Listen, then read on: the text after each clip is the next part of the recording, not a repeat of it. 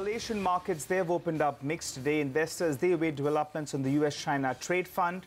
The Nikkei is up close to around 0.3%. So that market's the one that's gaining. The dollar yen as well, holding at around 111.5 odd mark. But the Kospi, that was more or less flattish, trading with a bit of a negative bias. So let's get that up for you on the screen, as flat as can be as we speak. And the other couple of markets as well should come up for you on the screen. So more green than red is what we have to kickstart trade. And that's why the SGX Nifty is indicating maybe a 25 to 30 point bump up just to kickstart trade. Okay, and that green tick in Asia is perhaps because of the green close in the U.S. markets. Because remember, the Wall Street ended higher on Friday with the S&P 500 and the Nasdaq finishing at 5-month highs as market sentiment was supported by positive sentiment on the U.S. China trade negotiations as well as Chinese assurances of forthcoming economic stimulus. Now, the Dow gained more than 100 points in trade as well. CNBC's Deirdre Bosa gets us a wrap of all the action on Wall Street. For CNBC-TV18, I'm Deirdre Bosa.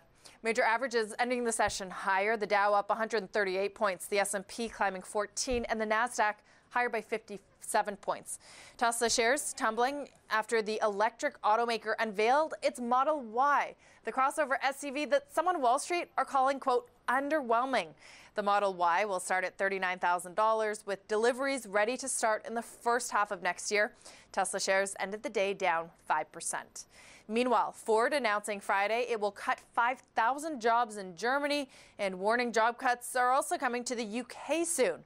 The move is part of an effort to cut costs in Europe, a region where Ford has struggled. The automaker has a larger plan to restructure its operations worldwide, which Ford says will cost $11 billion. And American Airlines announcing it has suspended all flights to and from Venezuela in the wake of unrest in that country. The move comes after the carrier's pilots union told its members to refuse any trips to Venezuela, since the State Department is warning U.S. citizens to leave the South American nation. American is the last major U.S. airline to suspend flights there. That's the action from the U.S. market. Back to you in Mumbai.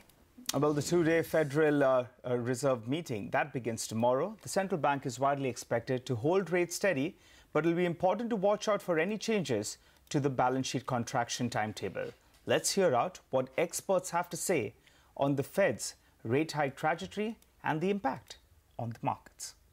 The Fed is wanting to see more inflation, perhaps even an inflation overshoot.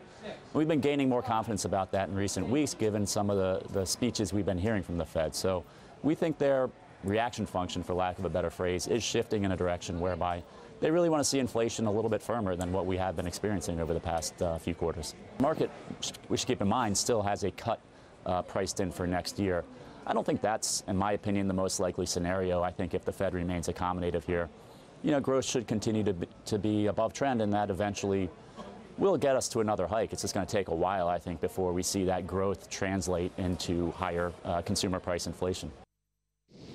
It probably is not sharing, is maybe a little bit more downbeat on growth prospects, or maybe they heard something from the Fed that I don't think the Fed was trying to say. Now, obviously, there has been a big shift in Fed rhetoric since the beginning of the year, and I think that rhetoric is more toward a pause rather than a cut. I don't think they sound particularly worried about growth, and I suspect the statement we get after next week's meeting will continue to sound relatively upbeat about the economy, and I think their forecast will continue to show above trend growth and a declining unemployment rate. So the market, I guess, just has a different view on risk right now. Markets are not anticipating is the fact that growth is in fact slowing somewhat, and we're having a benign interest rate environment. We're anticipating no future Fed hikes. So people are assuming the best possible outcome, but that's probably more growth than is actually possible for the S&P. We don't expect rates to ever now go above 285 in the most optimistic scenario. You've seen the odds change of the Fed reducing, rates up to 40% 9 months from now if you take a look at the latest Bloomberg data. So to me, that indicates that people are concerned about growth. What we expect to happen is to have 1.5% to 2% growth in the U.S. We do expect the dollar to fade a little bit as the year goes on, but compared to other markets, other developed markets, the U.S. is doing just fine. Well, turning attention to the European markets, they ended high on Friday after UK lawmakers voted to seek delay of a potentially chaotic exit from the European Union for at least 3 months. Investor sentiment, remember out there, is also being driven by hopes over global trade. So you had all those three frontline indices that ended well in the green. Okay, so that was about the equity market. Let's take a look at what is happening in the currency space, because it seems that the dollar has eased ahead of the Federal Reserve meeting, which starts tomorrow, where the central bank is broadly expected to hold rates steady.